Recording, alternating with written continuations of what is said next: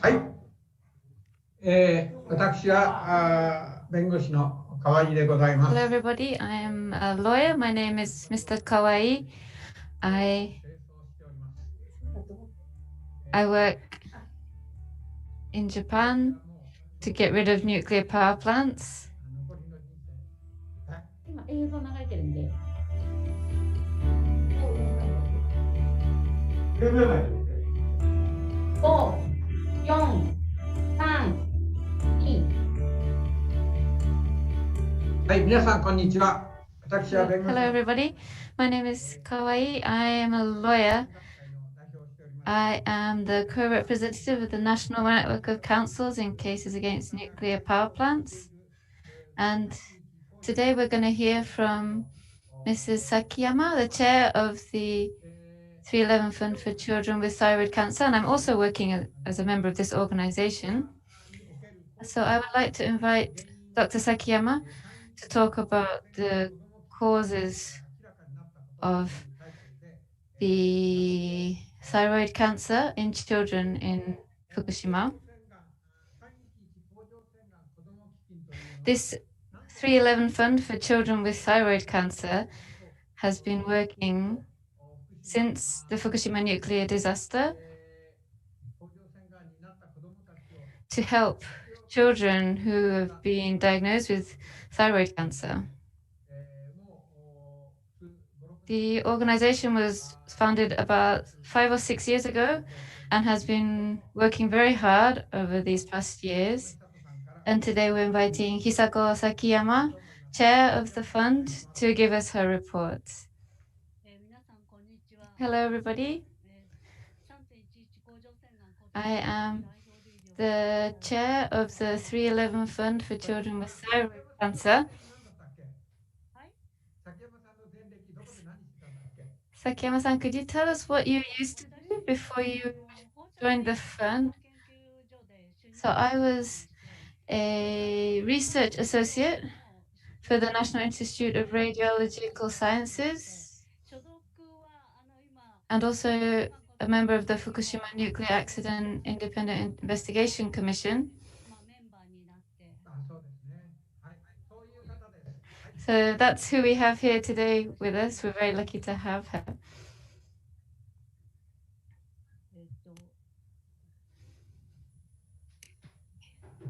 So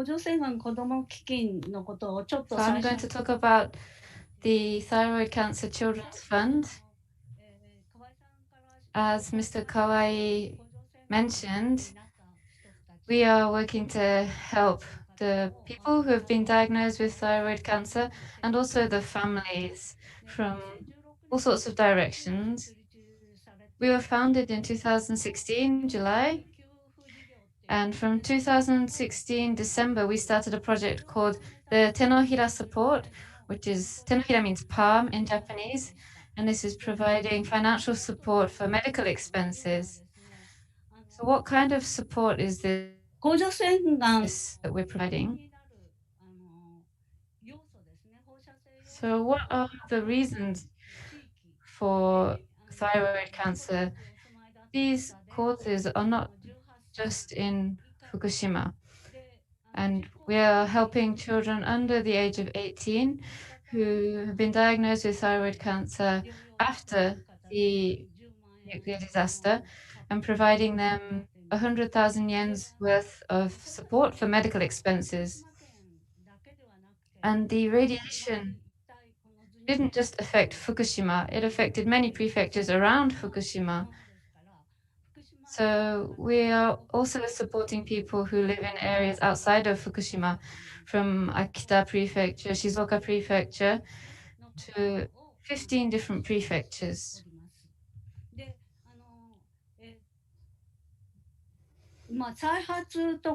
And of course, there's people where the cancer might spread or reoccur, and there's all sorts of treatment. They might have RI treatment, and we're supporting their expenses for this treatment.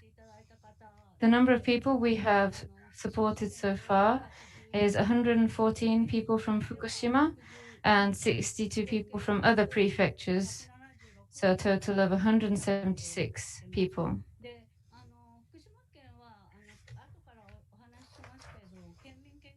And within Fukushima, they have the prefectural health surveys.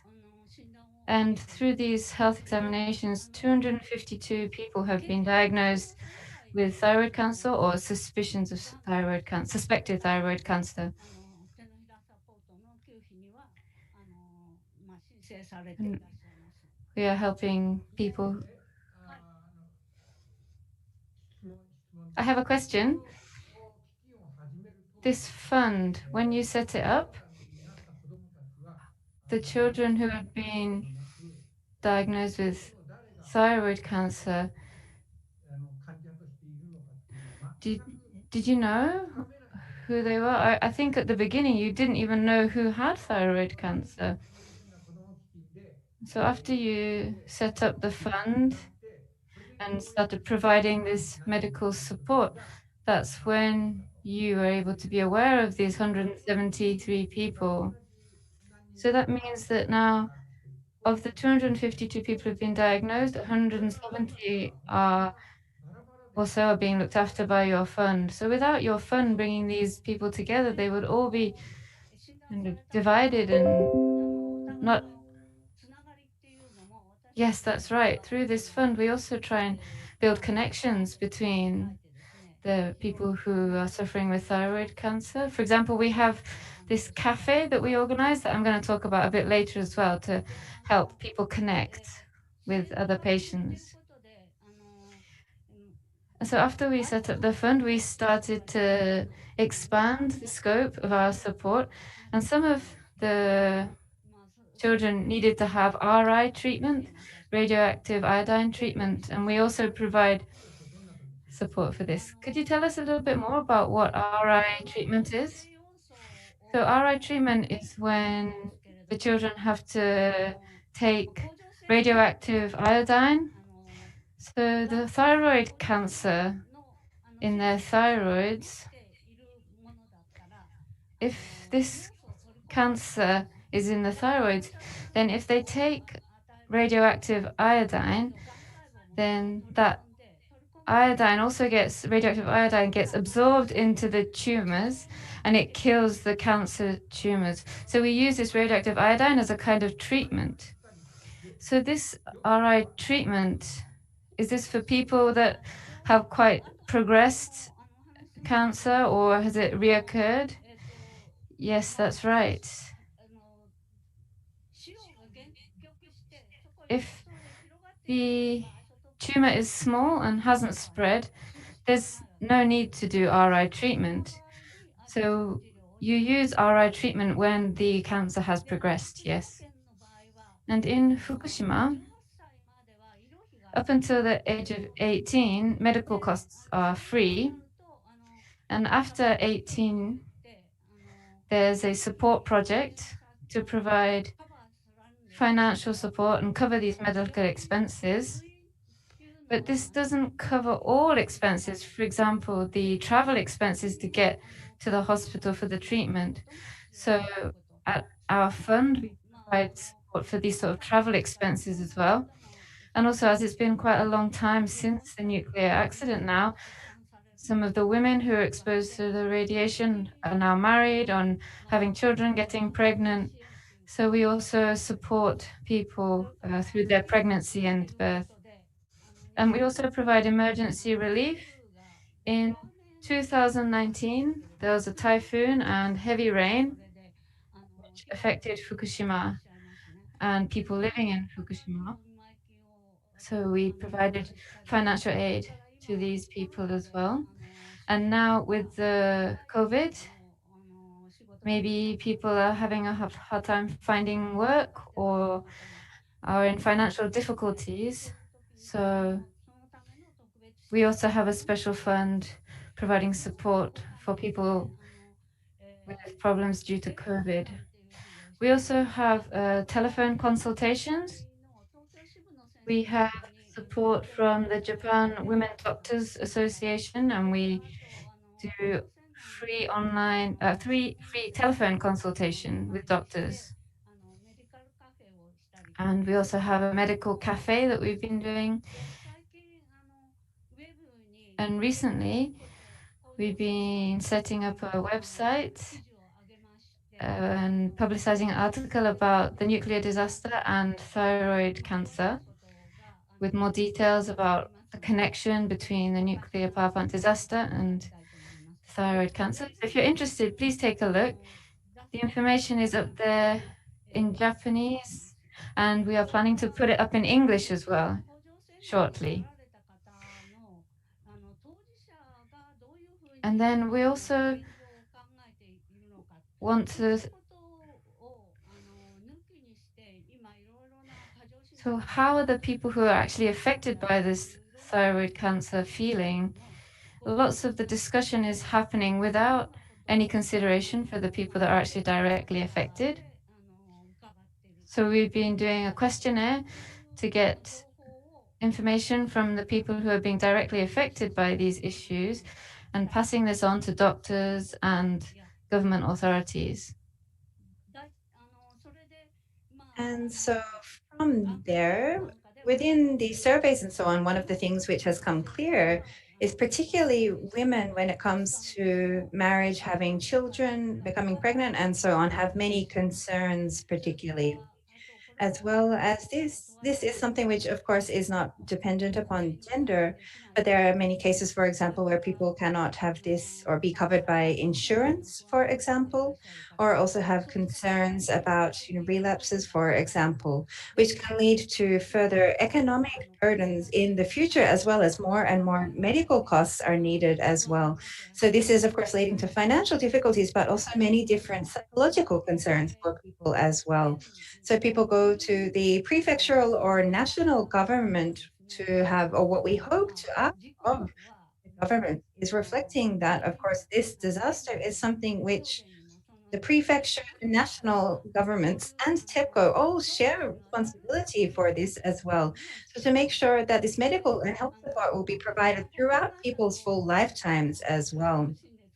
This is something that we also hope for negotiations with the insurance companies, for example, to ensure that the concerned people are also eligible for entering or being covered by insurance. There is also the issue of social prejudice as well. So making sure that accurate information can be disseminated to prevent this kind of discrimination as well. And in regards to well, this is an overview of our activities till now. Did you have anything else to ask? No, that's great. Thank you very much. Please continue. So in regards to the Fukushima Prefectural Health Survey, this is something for the whole of Fukushima Prefecture, looking at, for example, the evaluation of the radiation exposure, the health situation, also looking at early detection or early treatment as well for people's long-term health to maintain the health of the people of Fukushima Prefecture. So this is why this health survey was started. And it was as part of this that also the thyroid test for people who were 18 years or younger at the time of the disaster, and also those who were not yet born or who were fetuses at the time, shall we say, are eligible for these or part of these thyroid surveys. I'm sure many of you are already familiar, but as we mentioned as well, when we come to the thyroid hormones are, of course, generated or produced right there. And in order to do this, we need to have iodine as an element for that. In regards to this, when the iodine or radioactive elements come into the body and goes into, for example, the lungs or other digestive organs and so on, it is from there that the thyroid takes in this iodine. And if this is radioactive iodine, then this also means that, well, within the thyroid, it is also exposed to radiation, which becomes also a potential cause for thyroid cancer. So in order to avoid this kind of situation, this is why there is this treatment using radioactive iodines, which is something which had been decided since before the disaster to be done, but it did not unfortunately go well. That is the reality of the situation. When it comes to the thyroid tests, at the time. So it was for people who were children of 18 or younger at the time of the disaster. And this is generally done using a ultrasound. So there is risk in terms of what is involved in that. Up until the age of 18, until the age of 20, shall we say. So every 2 years is when these thyroid tests by ultrasound are being conducted. Then after the age of 20, it is every 5 years. In the preliminary round of tests, there was, for example, cases of having no nodules being discovered, or also up until 5.1 millimeters was when it was said as being particular size. And then from there, it went to the different things as well. In the case of a nodule of 5.1 millimeters or more, this was categorized as a B result, or C would also mean that it would need to have immediately a next round of testing as well. So this is done by taking organisms from the thyroid using a needle as well. So this is how these kind of levels of the testing were done as a part of the Fukushima Prefectural Health Survey. This would then be reported to the oversight committee of the survey. And then this is when it means that it is, or this information about these numbers is released to the public. So these figures are what are used in terms of, until now, showing, for example, both the dosage of exposure and whether there is a causal relationship between the exposure to radiation and the potential thyroid cancers or so on. So this is how it has been analyzed until now. However, it's clear since 2017 in March, actually, when at that time it was announced that actually a child who was 4 years old at the time applied and reported this, that what is being reported actually did not include this 4-year-old. And so they said, well, this is rather strange that our family's case are not included in this. So they inquired to the committee and said that because it was a different course that was not being reported within these main figures. And so people who are within this general course, there were 2,800 actually included in this separate course as well. And so people who were found to need treatment, such as injuries and so on, within this particular course were not actually reported within these prefectural figures.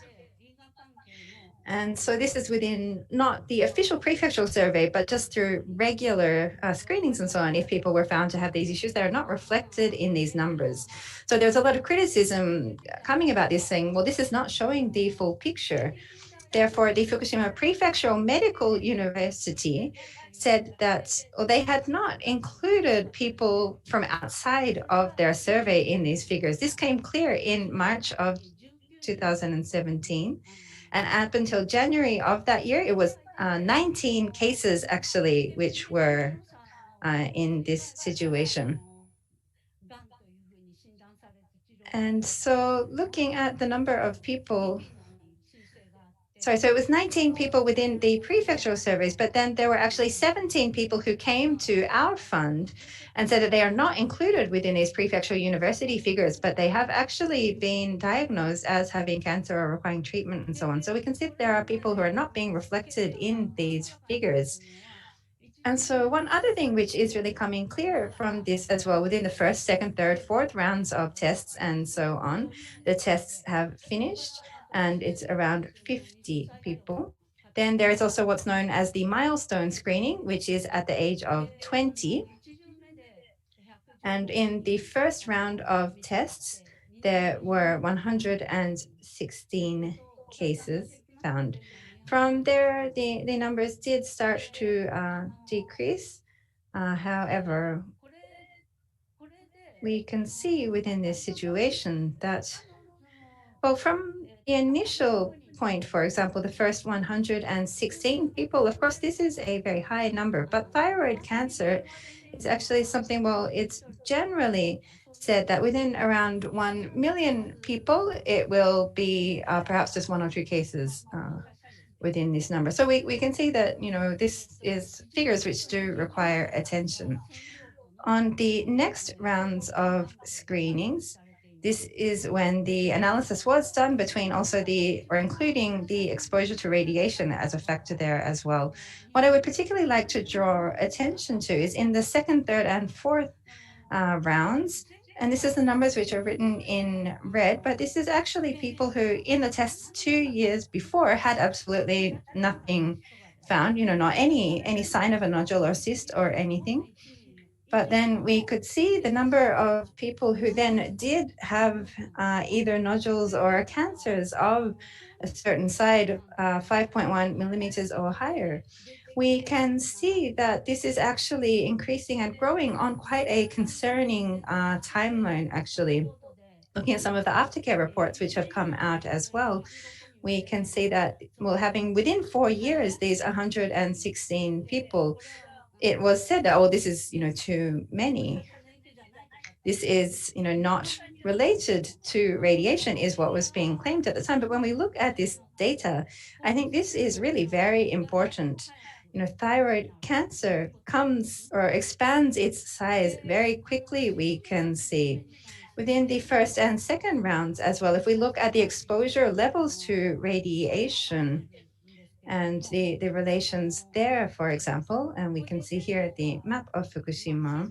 If we look at, for example, this is only 1,080 people being checked within this, but if we look at how to estimate the exposure to radiation, it is done by looking at the behavior of, for example, where the person was living at the time of the disaster, and based upon that as the first figure. Number 1 is the evacuation areas, which are, of course, those with the highest radiation levels. The next is the central part of the prefecture, which is known as Nakadori. The third is the coastal parts of Hamadori, but south of the nuclear power plant where there was less radiation. And the fourth is in the west of the prefecture called the Aizu region. We can see here that there is, in the first round, not this relationship between the arms and so on as well. But this is where we spoke, to people and looked at the medical survey from the prefecture. At that stage, they issued a conclusion that they did not see a relation. However, when the second round was done, we can see that there is this difference here where there's a much higher number within the municipalities that were evacuated. This is showing the numbers per 100,000 people. So based on this data, the Oversight Committee decided to change the areas and the divisions, how they divided up the areas. And so you can see that the highest rates of cancer are in the area with the highest radiation, but they changed this and changed the way they draw the lines between the different areas using data from UNSCARE. And they excluded data from children under the age of 5. And they divided the age groups into 2 different groups. And so after having changed the data and the way of analyzing it in this way, they reached the conclusion that there wasn't a higher rate of cancer. So this isn't caused by radiation. This is the conclusion that they managed to draw. So I have a question. So the areas with higher radiation had higher cases of, if they had higher cases of thyroid cancer in these areas, then this shows a causal relationship. You can say that this could possibly be a causal relationship between the radiation and the thyroid cancer. But the map on the right-hand side, so basically it's like they've changed the map that they're using just to change the data. Yes, so the Prefectural Medical University has published multiple papers on this, and each paper uses different regional lines. each paper divides the area up differently. And as they keep dividing the area up differently geographically, they get different data about the cancer. So they're using all this data differently to get different results. So Mr. Tsuda, Dr. Tsuda, his paper is the most famous about epidemiology. And he was working with Mr. Yamamoto, Mr. Kato from Osaka, and all these other people have also published papers. And thank you. Maybe I should let you get on to the next topic because we're running out of time. Thanks. Yes, so we're looking at this increased rate of thyroid cancer. If it's not caused by the radiation, then what's causing it? So there's a few theories. For example, the oversight committee or the evaluation committee is saying, oh, it's because of lots of screening, or it's overdiagnosis, or it's because of obesity. And at the beginning, first of all, is it to do with the fact that we're doing lots of screening? If that's the case, then we wouldn't see such high figures in the second round. If it's because we're doing so much screening, then we would have screened everyone out in the first round.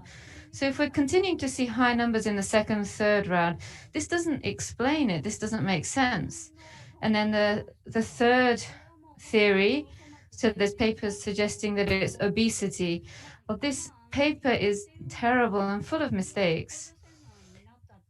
There's no reports in Japan that obesity causes thyroid cancer. So I think we can completely dismiss this theory about obesity. And so we're left with the theory about overdiagnosis. And this overdiagnosis theory is being promoted by Dr. Midorikawa on the NHK Japanese national TV, and talking about things like, oh, we need to stop people having to worry about being overdiagnosed. But if we're really talking about overdiagnosis, I mean, there's no scientific foundation for this. When people are having these operations in the university hospital by Dr. Suzuki, and he is saying that from his experience of doing these experiments, this is an overdiagnosis. And there's a diagnosis guideline that is published by the Association for this kind of surgery and diagnosis. So it's clear that it's not overdiagnosis. So this doctor has operated on more than 200 people. So this would mean that he's been over-operating. And so it's like people are saying that he's been doing operations that he didn't even need to do. I mean, is that what they really want to say?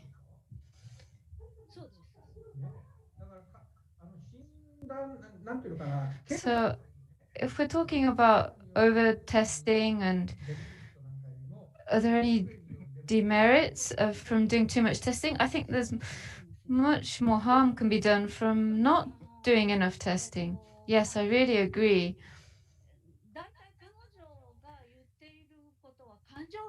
So what they're saying is it's an emotional theory. It's not based in medicine or science. It's talking about emotions. And Dr. Takano is the same. He's saying that when the thyroid cancer gets big, it stops growing on its own, but there's no proof for this. And Dr. Midorikawa's papers also say things like this. And these papers they are publishing are full of mistakes, and it's not scientific. I think we have 2 or 3 minutes left for you, Mrs. Akiyama. Do you think? Okay. Please give me a minute, because I'm getting on to the most important thing now. So this is the most important part of my presentation. So Dr. Midorikawa is saying that in order to prevent this over-diagnosis, we need to stop doing the health checks. And the oversight committee seems to be adopting this direction. And these health checks, we need to really, really be clear. Do they have advantages or not? And if we're not doing health checks, then we need data from the hospitals. So what we can do is we can compare data from people who've been treated in hospitals and people who are treated following diagnosis through these health checks. And we compared the data. We actually compared it. And so we looked at a few different hospitals, Noguchi Hospital, 3 different hospitals with 479 cases of thyroid cancer. And then from the Fukushima Prefecture health surveys, from the data published in 2020, we have 180 cases of thyroid cancer. And so we compared these cases and we compared the size of the tumor. And the people who are treated in the hospitals, not through the health tests done in Fukushima, the size of the tumor is bigger. And so when they're first diagnosed, it's bigger than 4 centimeters. 25% of the patients had tumors bigger than 4 centimeters. If you compare this to the cases that were discovered through the prefectural health test, for the first round, there were a few larger tumors, but in the second round, the tumors were much smaller. So it means we're finding these tumors earlier. And then if you look at the general hospitals, there's many cases where the cancer has already spread. But in the cases that are picked up on through the prefectural health tests, the cancer has not spread. And also, if the thyroid cancer progresses, you have to remove both thyroid lobes. So if you look in general hospitals, about a third of patients have to have the whole thyroid removed. But the cases that are picked up on through the prefectural health checks, there's only 9% that have to have it completely removed. And if you have to remove the whole thyroid, that means we'll have to continue to take hormone medication for the rest of their life. But if you manage to catch the cancer early enough that you only have to remove one lobe, then that patient won't have to keep taking hormones. So there's a huge merit. There's a huge advantage for the patients if we can find these cancers earlier. And of course, the earlier we find it, the less likely it is to spread, the less likely it is to reoccur. So it's clear when we compare the data, there's more cases of it reoccurring, there's more cases of it spreading when it's being found in general hospitals. And these rates are much lower when we are finding it through the prefectural health surveys.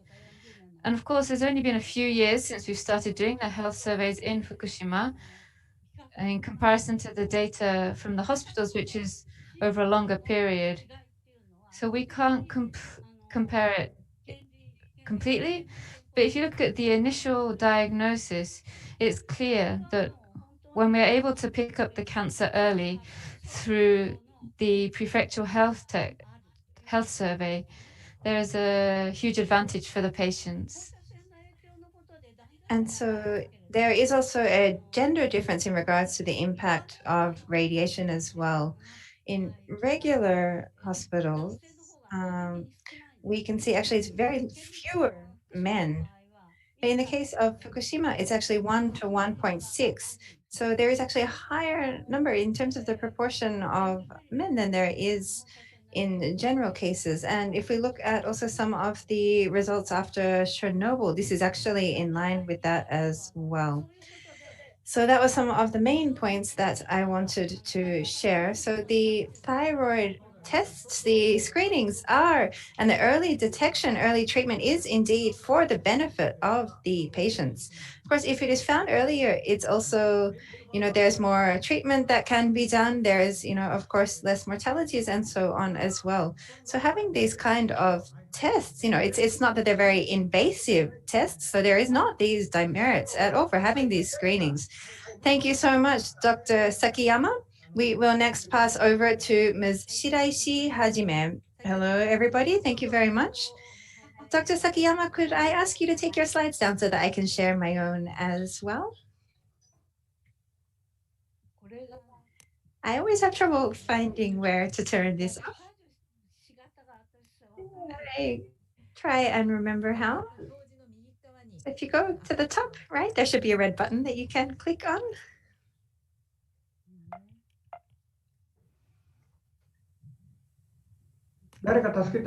If someone can help her. Yes, looks like that has been done. Thank you very much, Dr. Sakiyama. Thank you for your presentation. And now over to Ms. Shiraishi Hajime. So hello, and I would like to continue my presentation then, if I may. I am the director of an online media called OurPlanet-TV, a journalist. Thank you for this opportunity today. Dr. Sakiyama has really shared a lot of the overview of what the situation in regards to the thyroid situation is. So I'd like to skip over some of what I had to make sure that we're not overlapping too much. At the end, what Dr. Sakiyama was really emphasizing was this issue of the so-called, over-testing and so on. There is a lot of discussion that this is, there is a lot of demerits for this as well, and the over-diagnosis in particular. Of course, when we are now in the 5th round of the testings, but what is being told in the information which is being sent out, or the announcements, is saying thyroid cancer, which you may even live with for your whole life without even realizing that it is there, is something that by discovering nodules or cysts, you may, or the patient may become more concerned psychologically as well. So there may be an impact. So it's really showing that you might have these nodules and cysts that you would never even know about, but by knowing about them, it will make you more unwell because you'll be too worried. And so it's really not showing this merit of early detection at all. So this is the information which is actually being sent out to the people undergoing these screenings. So I'd like to speak a little bit about this issue and also about some of the early exposure to radiation issues as well. As Dr. Sakiyama has mentioned, if we look at the number of officially announced numbers, which have also gone to the point of having to be affirmed as being cancer through fine needle aspiration cytology, is that, well, we can see it's, but we believe that this is probably close to around a number of 300.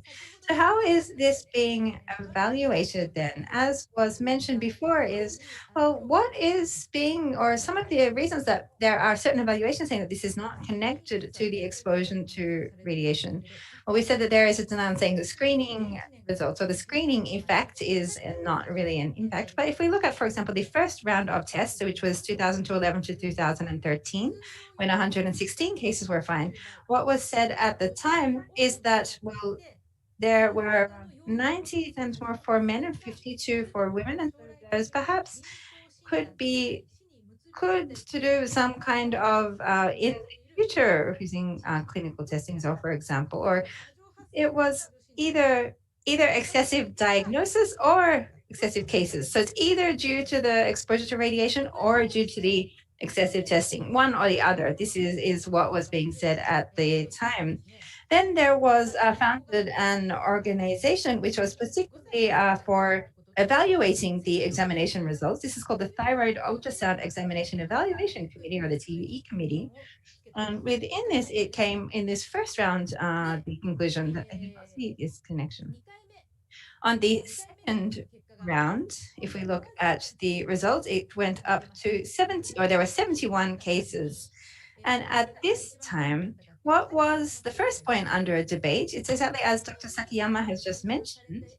People who were diagnosed or not diagnosed the first time as having any kind of nodule or cyst found, any kind of cancer, people who within what were called or not within this A1 or 2, but 2 years later, there were these more cases of cancer found. And Dr. Shimizu Kazuo and so on did some analysis looking at, well, how is this increase in just these 2 years, being quite concerned about that. And there were actually even some cases in 2 years increasing to, 3.56 centimeters, for example, which for a child, thyroid cancer, it's very concerning having this kind of speed of growth.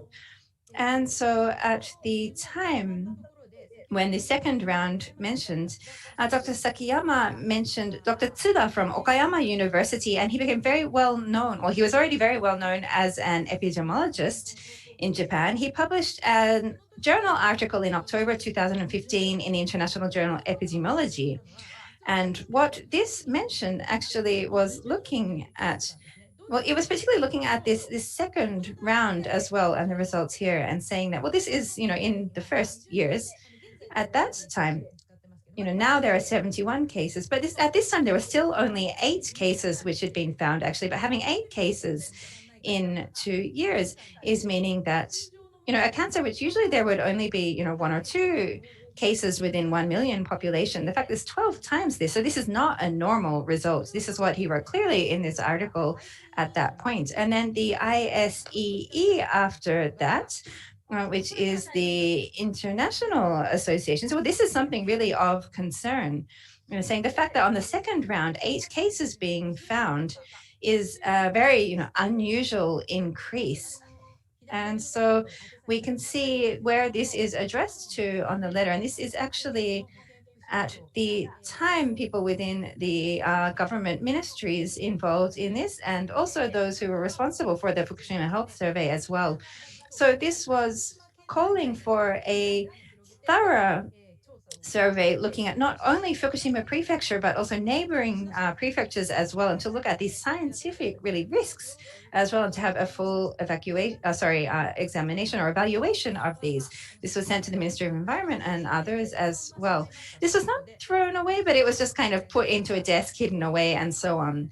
It was just treated on the same level as, what they receive from citizens groups or grassroots organizations and so on, despite the fact that it came from such a renowned international group which is working on, for example, issues of asbestos, or, we look at, for example, the issue of cigarettes. This was something which, for many times in Japan, people were still smoking, really not seeing this as something bad and so on.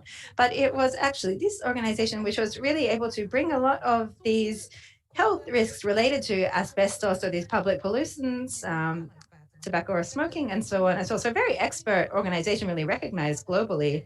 But they submitted these requests to the Japanese government in a very clear way, but this was just completely ignored. So this was ignored.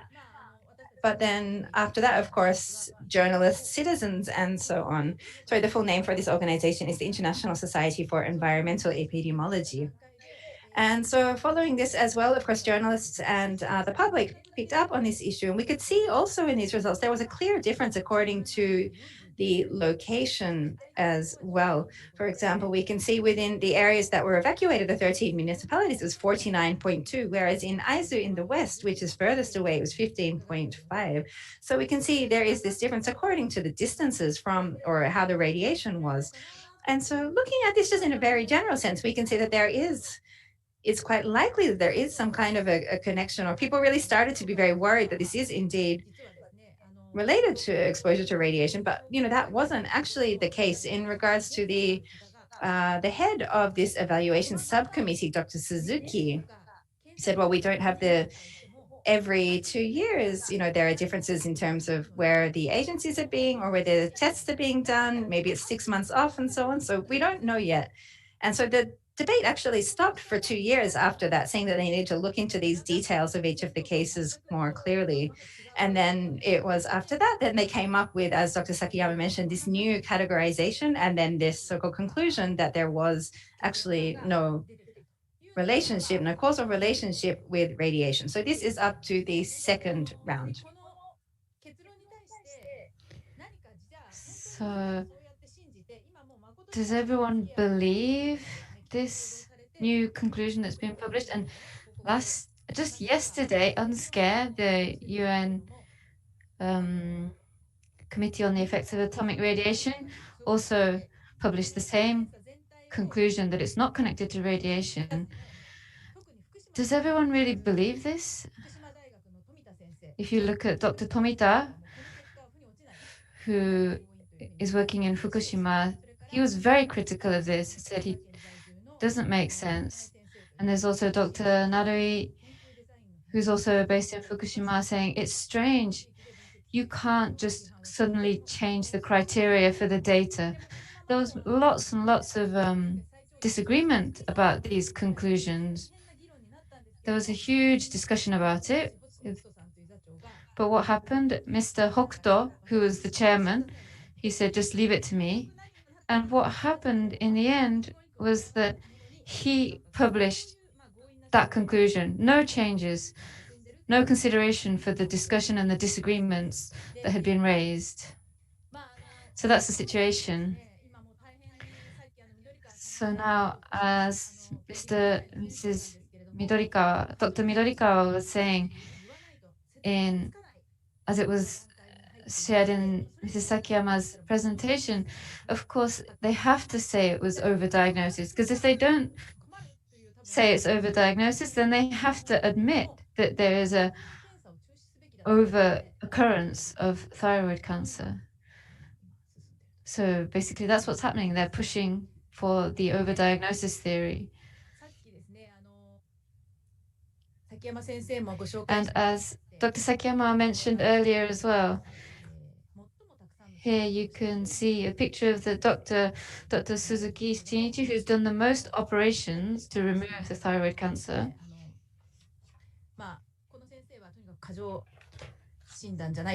And as Dr. Sakiyama mentioned earlier, he is clearly saying that it's not overdiagnosis. And I just can't understand how have we got this situation. He is the head of board of directors of the Japan Thyroid Association, and he is saying that it's not overdiagnosis. Thyroid cancer, when we treat it, first of all, you remove the tumors. So it's actually the surgeons who know the most about the thyroid cancer. So there's different doctors are specializing in different areas. And when we're talking about epidemiology, this isn't about surgery. Their specialty is a little bit different. So we should really be listening to the doctors who are doing the surgery, because this is the way that we treat thyroid cancer. And he knows the most about the thyroid cancer that we are finding now. And as Dr. Sakiyama said earlier, everything's being hidden. The situation that the patients are facing are being hidden. And even when this surgeon who's been doing all the surgery comes out to say that it's not overdiagnosis, and he's shown that some of the cases he's operated on, the cancer has already progressed, and there are some cases where it has spread into the other parts of the body. And there are also cases when, after it's treated, the cancer comes back, reoccurs. I was going to show a video of the operation, but I don't think we have time, so I'll skip that. So what they do, the doctors, they have to make an incision in the throat in order to remove the thyroid, and it leaves a scar in quite a visible place. And I feel it's really sad for the children to have a scar in such a visible place. And then if you consider that in some cases the cancer can spread or get worse or reoccur, and then someone comes out and says, oh, we're doing operations on people that didn't actually need to be operated on, or that's overdiagnosis. But if you just look at the reality, that's not true. And earlier we were talking about RI treatment, and there's even children that are having to have RI treatment that's only done on cases where the cancer has already progressed. So I don't know how this can be called overdiagnosis. And one thing that I'd really like to talk about today is the Fukushima Prefecture Medical Hospital has set up this new facility, Fukushima International Science Medical Center. And in this building, they have the biggest RI treatment center in Japan. And this is a picture.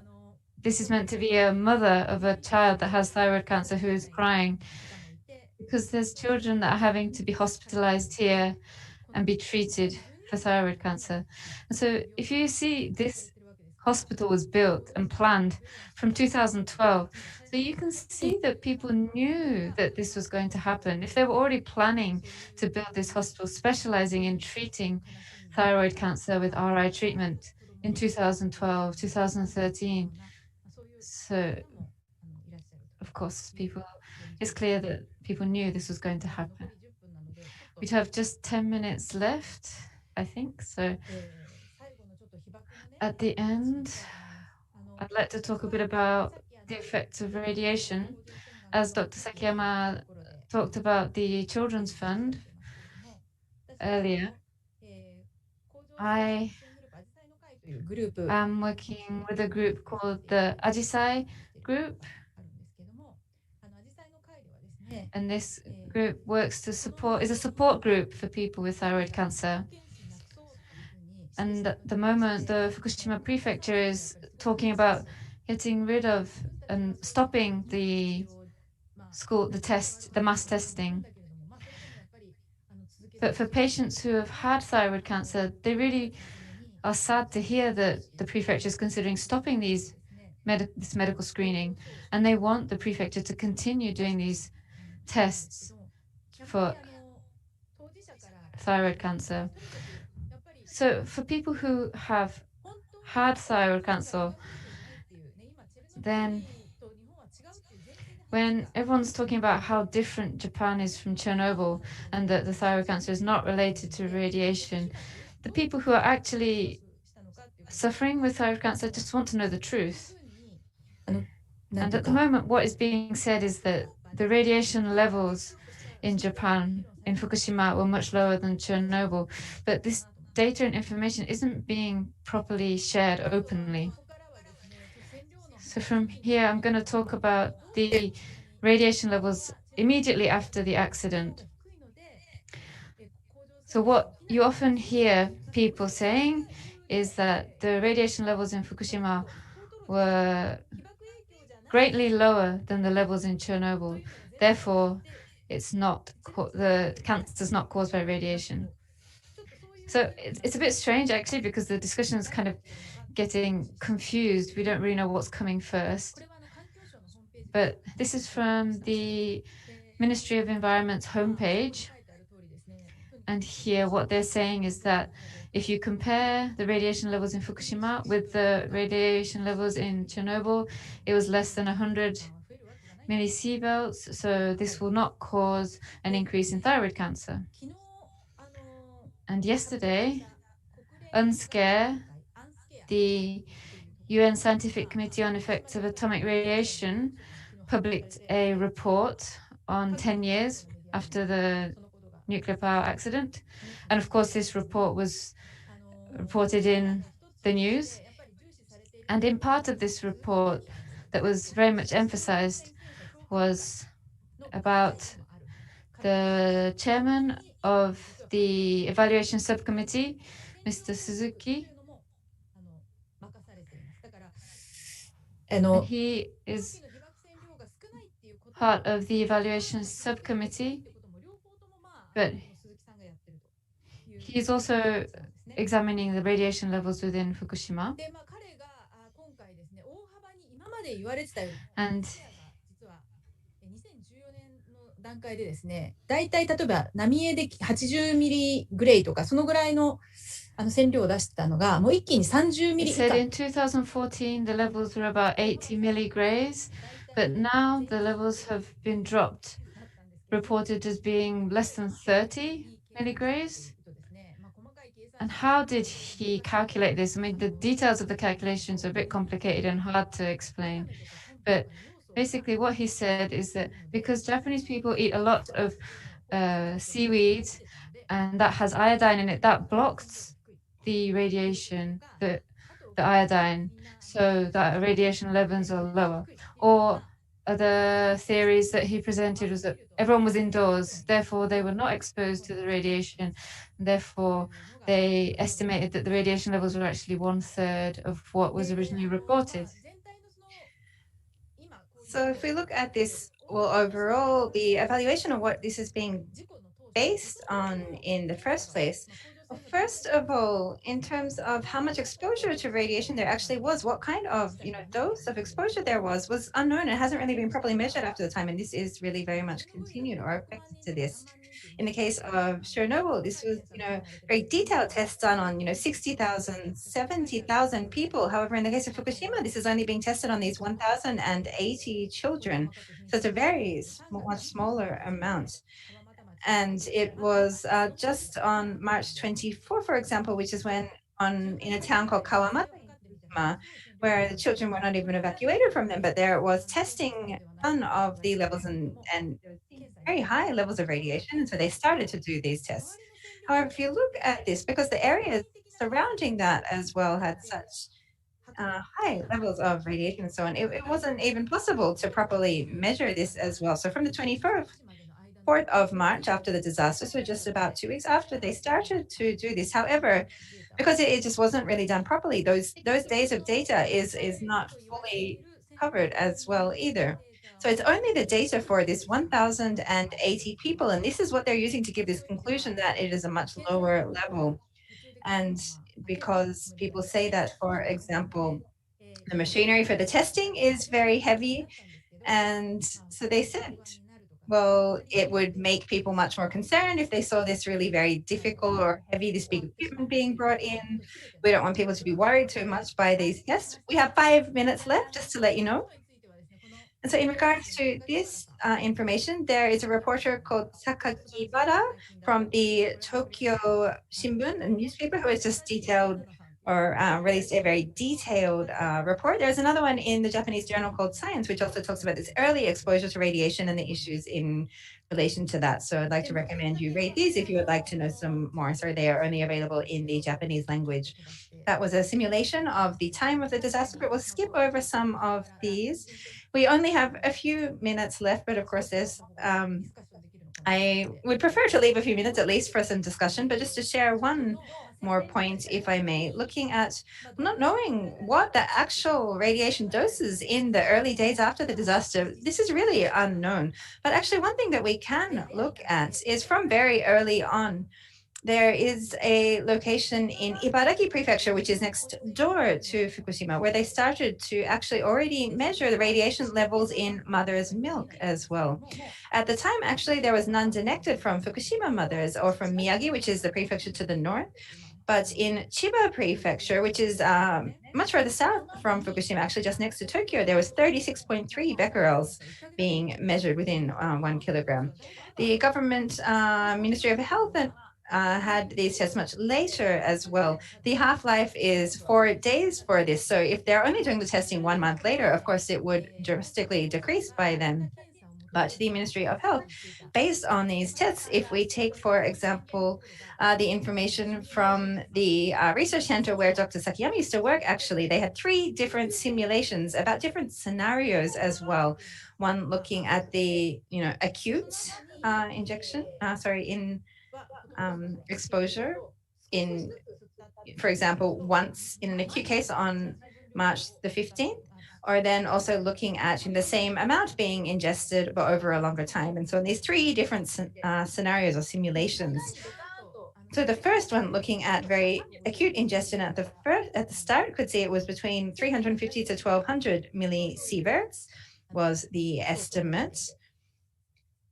Then the middle scenario, And then if we take for those which is not so acute, but continue to ingest this through eating and so on over 3 days, it was much lower, we can see here. So there's 3 different versions.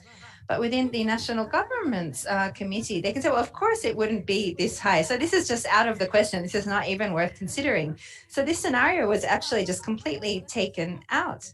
So when we combine these different discussions or these points, we can say that, well, this issue of anything about the exposure to radiation is, well, no, that can't be the case, or that can't be true, that's too bad to be considered, and that information would just be actually thrown away or hidden. But if we look at the data, for example, from Dr. Tronko from Chernobyl,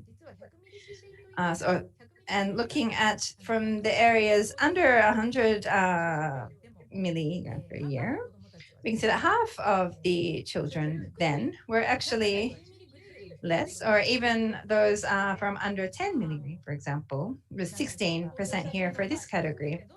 So looking at saying, well, no matter how, or even how low the radiation is, it still can have an impact. So this is what is known as the NLT model. In Japan, it has been said or determined, however, that anything under 10 millisieverts is not dangerous. So, this is something that we really need to question and look at this information and so on. So looking at this early exposure to radiation issue, and of course, even continuing now, Mr. Kawai being involved in various criminal lawsuits, for example, taking TEPCO to court about the lack of measures against the tsunami at the plant, saying that any information which was not in their favor, they would hide or put away, and the information that was to their benefit, they would be using.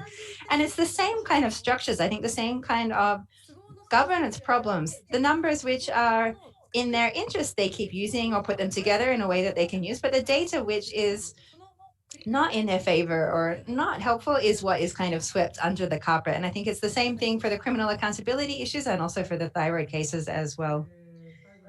Thank you very much. So maybe I'll make a brief conclusion, if I may, but looking at the issue of radiation, there are these, things or people saying radiation is not something we should be afraid of. There is no connection between exposure to radiation and the thyroid cancer. The radioactive materials which were, sent out as a result of the nuclear power is not something we should be concerned about. So it's okay to be restarting nuclear power plants. It's like this story was already made right from the beginning.